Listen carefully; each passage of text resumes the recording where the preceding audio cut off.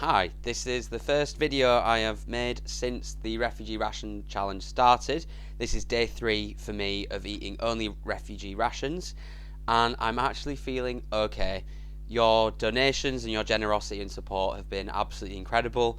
My target for this challenge was to raise £300, and your generosity so far has meant that I have raised £500 for the refugee crisis, which is just incredible. Thank you so much to everyone who has donated or is planning to donate or has offered me words of support. Thank you so much. It's made the whole experience all the more worthwhile. Thank you so much for all of your help and donations. I wanted to keep this video quite short and not too depressing, so I've thought of six sort of observations that I've sort of made since this challenge started about how I'm coping with eating literally half the amount of calories that I would usually be eating. So, observation number 1. Apparently for me, it only takes 3 days to cure myself of caffeine dependency. I'm a teacher, so if you cut me open, I will bleed coffee, usually. But for the past 3 days, I've literally just been drinking water, and I'm sleeping so much better, and I am waking up all the more easily. So that is one benefit to doing this challenge, just for my own personal reasons. Observation number 2, on my walk to work yesterday, the park that I always walk past, someone had just mown the grass, and the smell of the grass made me hungry. I'm that hungry that just the smell of grass was enough to make me want food. I think it's because I'm not having any herbs or like seasonings in my foods, so like that kind of herby grassy smell was killing me. Never thought I'd want to eat grass before, but there you go. And I am a vegan, and that's the kind of joke people would make, so there you go.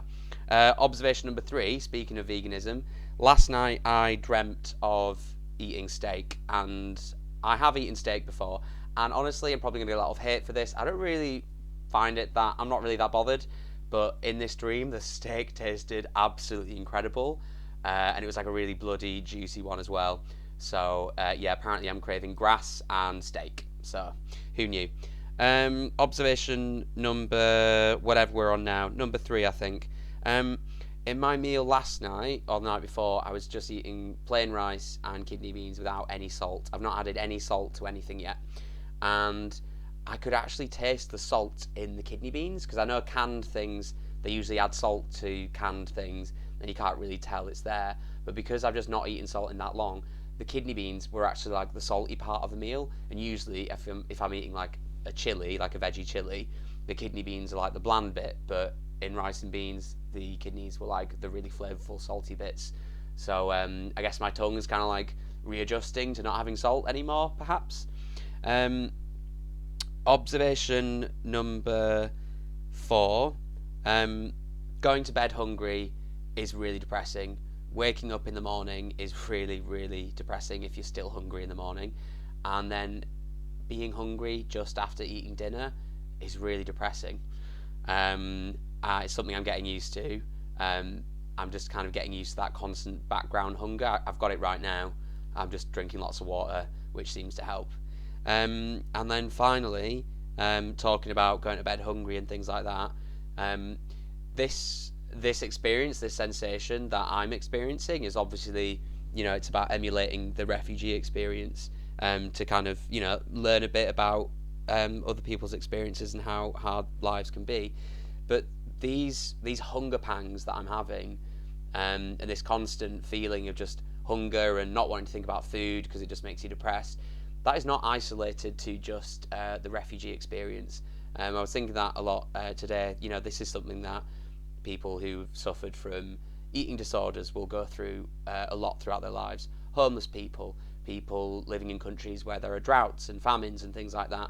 So this isn't just an isolated experience that a very specific group of people have. This is huge. So many people are going to bed hungry. So many people are waking up hungry.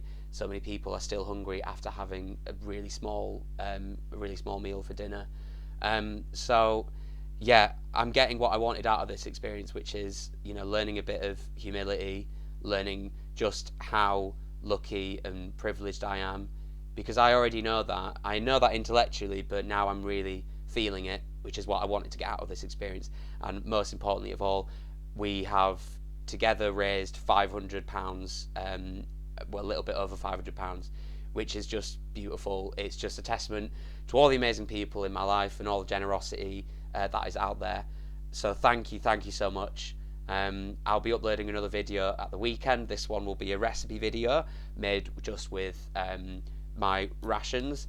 I've been practicing making flatbreads, which I've received this sort of booklet from the charity concern, and it's got lots of recipes that refugees have actually submitted themselves.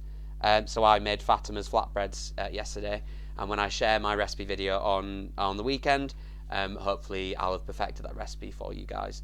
Thank you so much for all your continued support, and I will see you next time.